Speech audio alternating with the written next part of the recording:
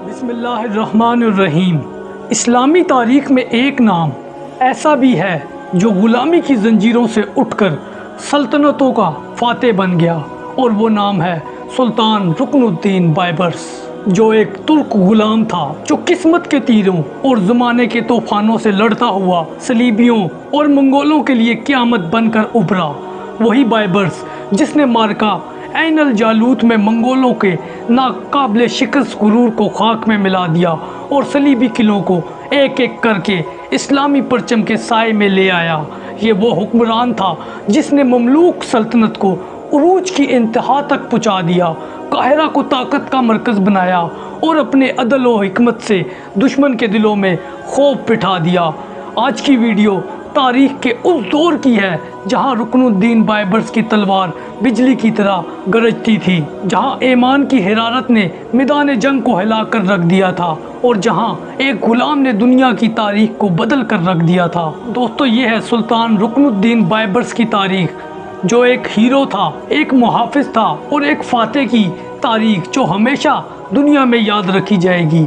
दोस्तों, रुकनुद्दीन बायबर्स 1223 ईस्वी के करीब कपचाक तुर्किस्तान के वसी और अरीज़ मैदानों में पैदा हुए थे।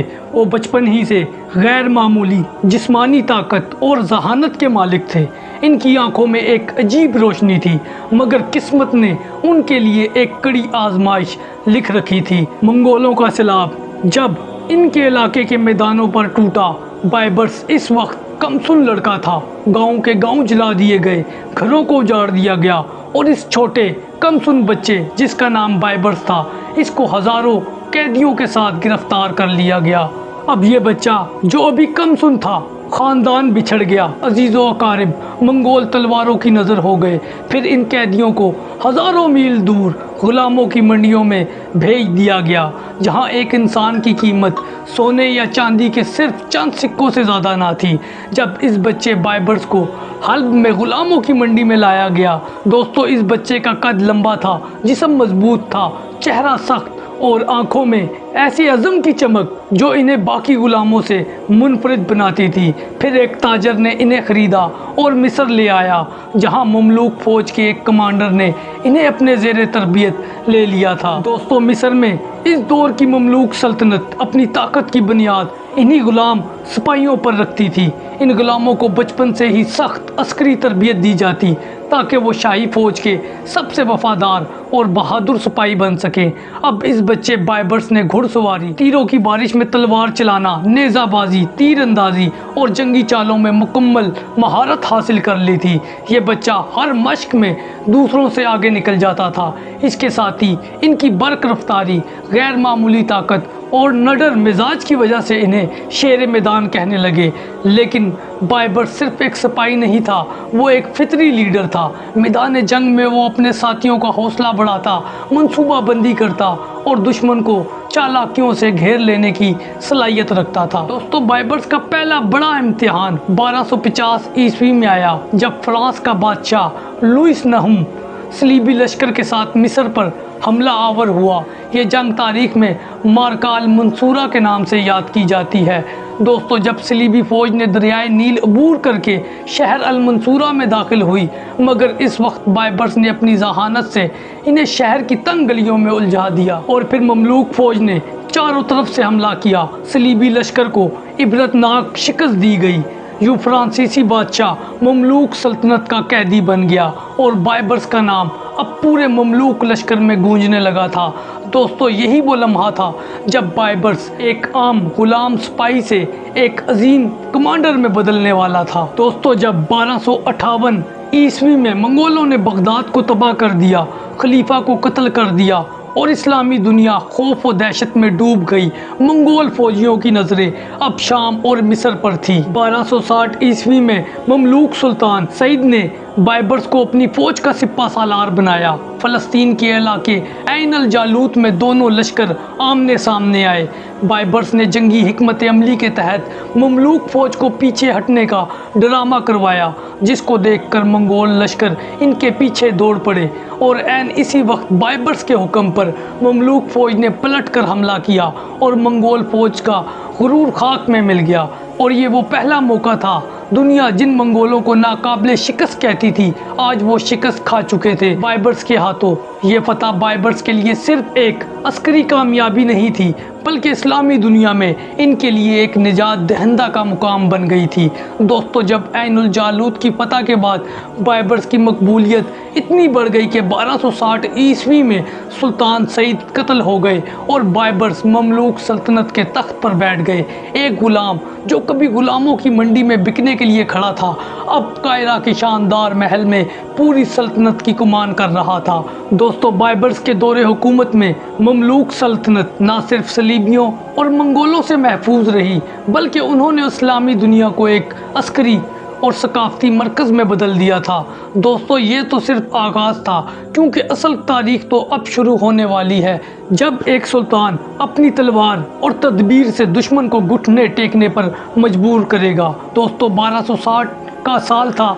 कायरा के अजीम किले में एक ऐसा लम्हा आया जिसने ममलूक सल्तनत की तारीख का धारा बदल दिया। तख्त पर वो शख्स बैठा था जो कभी गुलामों की मंडी में चंद सिक्कों का सौदा था, और अब वो सुल्तान रुकनुद्दीन बाइबर्स था।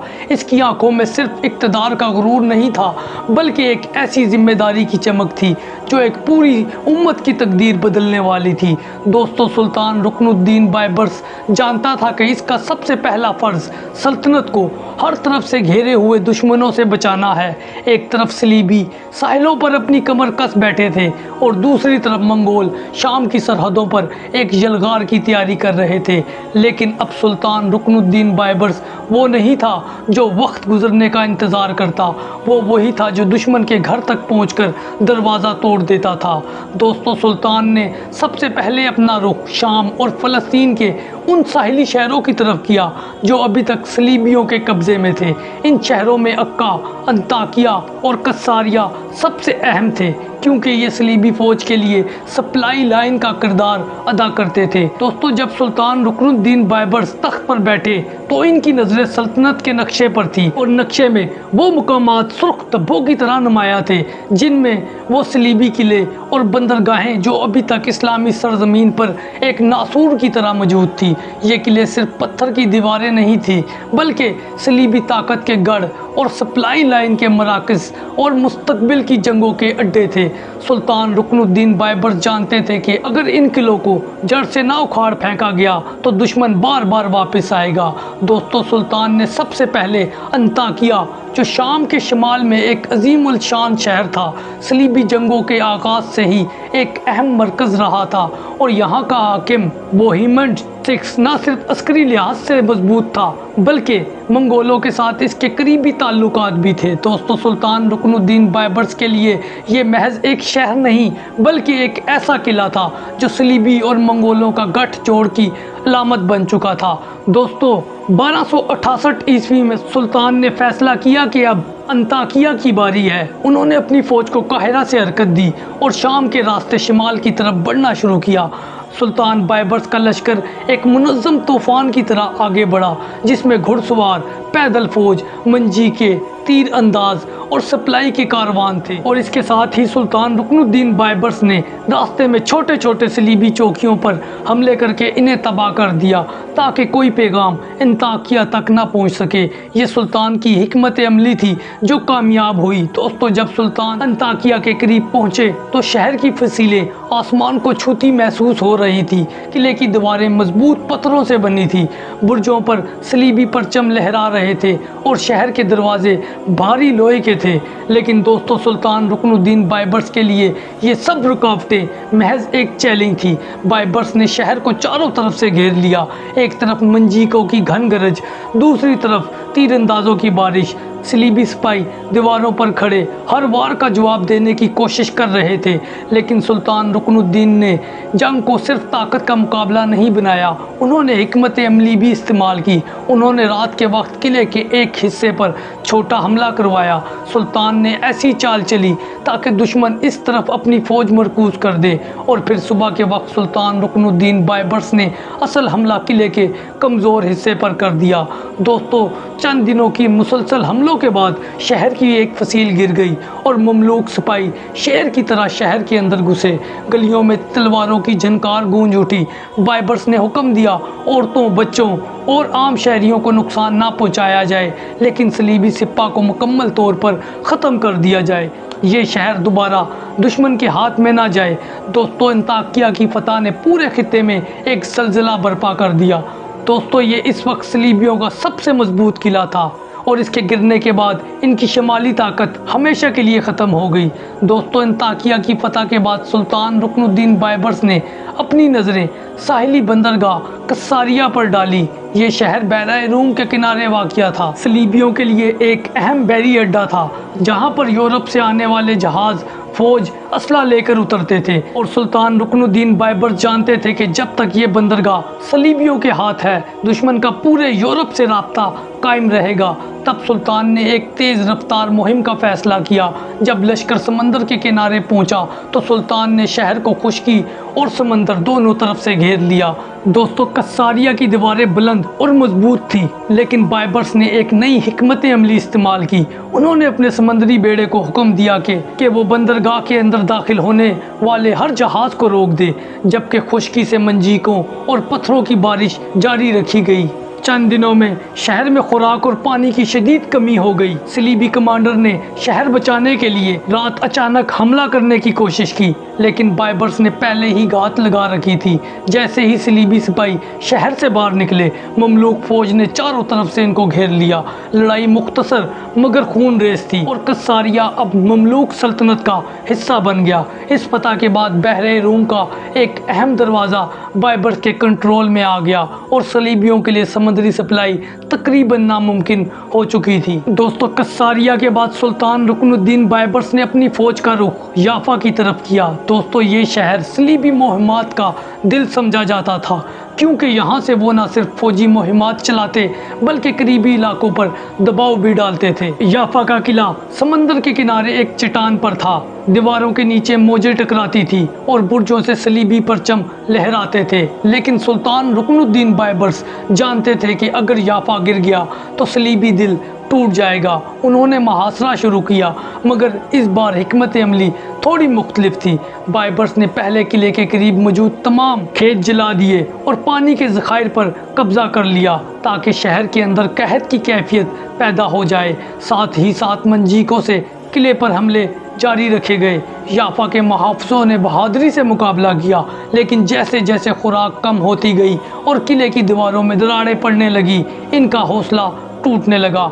आखिरकार कई दिनों की लड़ाई के बाद शहर सुल्तान रुकनुद्दीन बाइबर्स के कब्जे में आ गया। बाइबर्स ने याफा के किले को इस कदर मजबूत किया कि वो आइंदा कई बरसों तक ममलूक सल्तनत का बहरी किला बना रहा। दोस्तों, अंताकिया, कस्सारिया और याफा की फतूहात ने सलीबी ताकत को जड़ से हिला दिया था। यूरोप में इन शहरों के गिरने की खबर ने खौफ फैला दिया था। अब सलीबी न सिर्फ शाम बल्कि फ़लस्तीन में भी दिफाई पोजीशन पर आ गए थे। सुल्तान बाइबर्स ने यह सब कुछ महज तलवार के ज़ोर पर नहीं किया, बल्कि जंगी हिकमत अमली, दुश्मन के जहन को पढ़ने की सलाहियत और सप्लाई लाइन काटने की महारत से किया था। वो जानते थे कि दुश्मन को मैदान जंग में मारने से ज़्यादा अहम है कि इसके आने और जाने के रास्ते बंद कर दिए जाएं। दोस्तों, इस वक्त सुल्तान के सामने सिर्फ सलीबी नहीं थे। अगर एक तरफ सलीबी थे तो दूसरी तरफ मंगोल भी थे। दोस्तों, मंगोल एक ऐसा नाम जो उस ज़माने में सुनकर ही बादशाहों के महलात लर्ज़ जाते थे। ये वो तूफ़ान थे जिन्होंने मशरिक़ से मगरिब तक सल्तनतों को मिटा डाला था, शहरों को खाक में बदल दिया था और दरियाओं को खून से सुर्ख कर दिया था। बगदाद का ज़वाल और खलीफा का कत्ल इस्लामी दुनिया के दिल पर वो ज़ख्म था जो सदियों तक महसूस किया गया। लेकिन एक शख्स ऐसा था जिसने इस तूफ़ान के सामने डट जाने का फ़ैसला किया, और वो था सुल्तान रुकनुद्दीन बाइबर्स। दोस्तों, सुल्तान रुकनुद्दीन बाइबर्स जानते थे कि मंगोलों से लड़ना महज एक जंग नहीं, बल्कि ये इस्लाम की बका की जंग है।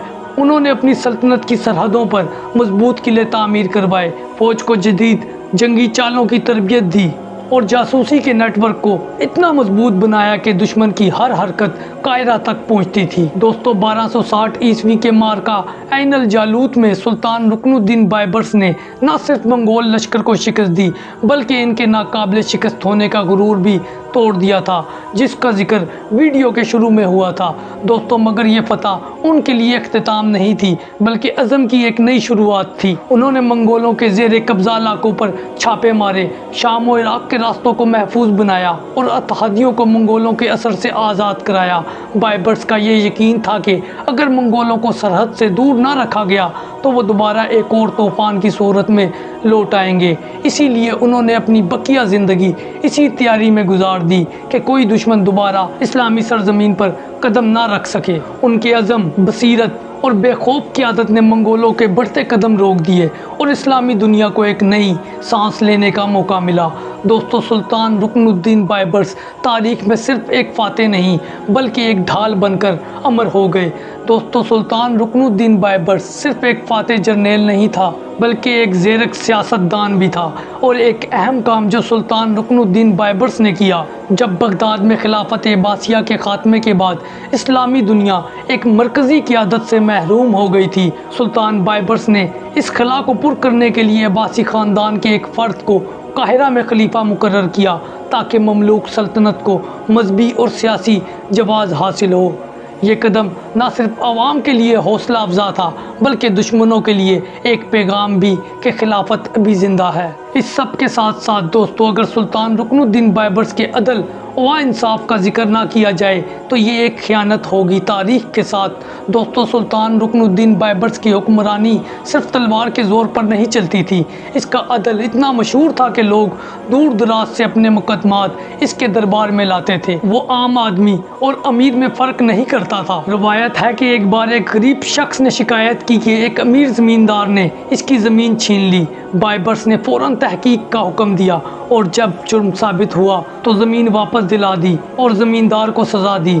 सुल्तान रुकनुद्दीन बाइबर्स की ये आदत दुश्मन के दिलों में भी इनके लिए एहतराम पैदा करती थी, क्योंकि वो जानते थे कि ये सुल्तान ईमान और अदल पर समझौता नहीं करता। दोस्तों जब सल्तनत मुकम्मल मुस्तहकम हो गई और हर तरफ से ख़तरात कम हो गए तो सुल्तान ने एक अहम फ़ैसला किया और एक ऐसा शहर जो अब सलीबियों की शहरक समझा जाता था, जिसका नाम अक्का था। दोस्तों अक्का सलीबी सल्तनत का वो हीरा जो बहराए रूम के किनारे अपनी चमक से यूरोप के ताजरों और सिपाहियों को अपनी तरफ खींच लाता था। ये शहर सलीबी जंगों का सबसे अहम बहरी मरकज़ था, जहाँ पर यूरोप से आने वाले जहाज़ फ़ौज, असला और रसद लेकर उतरते थे। दोस्तों सुल्तान रुकनुद्दीन बाइबर्स के लिए ये सिर्फ एक शहर नहीं बल्कि सलीबी ताकत का दिल था। अंताकिया, कस्सारिया और याफा की फतवात के बाद सुल्तान बाइबर्स जानते थे कि जब तक अक्का कायम है सलीबी फिर से सर उठा सकते हैं। 1271 ईस्वी में उन्होंने एक ज़बरदस्त मुहिम का आगाज़ किया। कायरा से निकलकर शाम की सरजमीन अबूर करते हुए इनका लश्कर समंदर की खुशबू के साथ अक्का के करीब पहुंचा। दोस्तों जब सुल्तान रुकनुद्दीन बाइबर्स ने शहर को चारों तरफ से घेर लिया, खुश्की से मंजीकों की घन गरज और समंदर से ममलूक बेड़े की नाकाबंदी, सलीबी किले के अंदर सिपाही मज़ामत पर तैयार खड़े थे, लेकिन बाइबर्स की हिकमत अमली ने इनका सांस घोंट दिया। शहर की सप्लाई लाइन काट दी गई और हर गुजरते दिन के साथ खुराक कम होने लगी और किले की दीवारों पर दरारें पड़ने लगी थी। दोस्तों अगरचे अक्का इस मुहिम में मुकम्मल तौर पर सुल्तान बाइबर्स के हाथ ना आया, लेकिन यह मुहासरा सलीबी दुनिया के लिए एक वाज़िया पैगाम था। ममलूक अब सिर्फ दफा नहीं कर रहे, वो सलीबी सल्तनत के हर किले पर चढ़ दौड़ने को तैयार हैं। बाइबर्स के इस दबाव ने आने वाले बरसों में सलीबियों के हौसले तोड़ दिए, अक्का की ताकत हमेशा के लिए कमज़ोर कर दी। दोस्तों सुल्तान रुकनुद्दीन बाइबर्स ज़िंदगी के आखिरी अयाम में भी मैदान जंग से दूर ना रह सके। 1277 ईस्वी में उन्होंने अनातोलिया में सल्जोकियों की मदद के लिए एक मुहिम का आगाज़ किया ताकि मंगोल असर व रसूख ख़त्म किया जा सके। वो मुहिम कामयाब रही, लेकिन वापसी पर सुल्तान रुकनुद्दीन बाइबर्स शदीद बीमारी में मुब्तला हो गए। कहा जाता है कि 1277 ईस्वी में शाम के इलाके में वो एक मुहिम के दौरान जहर खोरानी का शिकार हुए। कुछ तारीखदान इसे हादसा कहते हैं, कुछ इसे साजिश, लेकिन एक बात यकीनी है कि जब सुल्तान रुकनुद्दीन बाइबर्स का इंतकाल हुआ, इस्लामी दुनिया ने एक ऐसा मुहाफिज खो दिया जो गुलामी से सल्तनत तक का सफ़र तय करके तारीख का अमर किरदार बन गया था। दोस्तों सुल्तान बाइबर्स की हुक्मरानी में ममलूक सल्तनत अपने उरूज पर पहुंची। उन्होंने न सिर्फ सलीबियों को और मंगोलों को पीछे धकेला, बल्कि इस्लामी दुनिया को सियासी इस्तेहकाम और अस्करी ताकत भी दी। इनके दौर में काहिरा सिर्फ एक शहर नहीं बल्कि एक तहजीब और अस्करी दारुल हुकूमत बन गया। दोस्तों, सुल्तान रुकनुद्दीन बायबर्स आज भी इस बात की ज़िंदा मिसाल हैं कि हालात चाहे कितने ही कड़े हों, अगर अज़म, ईमान और हिकमत साथ हो तो ग़ुलाम भी सुल्तान बन सकता है और तारीख़ का धारा बदल सकता है। दोस्तों, वीडियो के आखिर में एक बात यह कि तारीख़ के औराक में सुल्तान रुकनुद्दीन बायबर्स का नाम सुनहरी हरूफ में हमेशा के लिए लिखा गया है। एक ग़ुलाम से सुल्तान बनने तक का सफ़र, सलीबी किलों की फतूहात, मंगोलों के गुरूर का ख़ात्मा और इस्लामी सल्तनत की सरहदों को फौलाद की ढाल में बदल देना, ये सब इस मर्द मैदान की ज़िंदगी का हिस्सा थे। दोस्तों, सुल्तान रुकनुद्दीन बायबर्स सिर्फ एक फ़ाते नहीं था, वो एक हुक्मरान था जिनके फ़ैसलों में अकल, ईमान और गैरत यकजा थी। इनकी तलवार दुश्मन के दिल में खौफ पैदा करती, लेकिन इनका अदल रियाया के दिलों में मोहब्बत पैदा करता। उन्होंने दुनिया को ये सबक दिया कि असल ताकत सिर्फ लश्कर या असले में नहीं बल्कि हौसले, इत्तेहाद और दुरुस्त मकसद में होती है। जब वो 1277 ईस्वी में इस दुनिया से रुखसत हुए तो दुश्मन भी इनकी बहादुरी का इतराफ़ करने पर मजबूर थी। आज सदियों बाद भी इनका जिक्र एक दास्तान, एक तराने और एक यादगार के तौर पर किया जाता है। ये कहानी सिर्फ सुल्तान रुकनुद्दीन बायबर्स की नहीं, ये हर उस शख्स की कहानी है जो हालात की जंजीरों को तोड़कर अपनी तकदीर खुद लिखता है।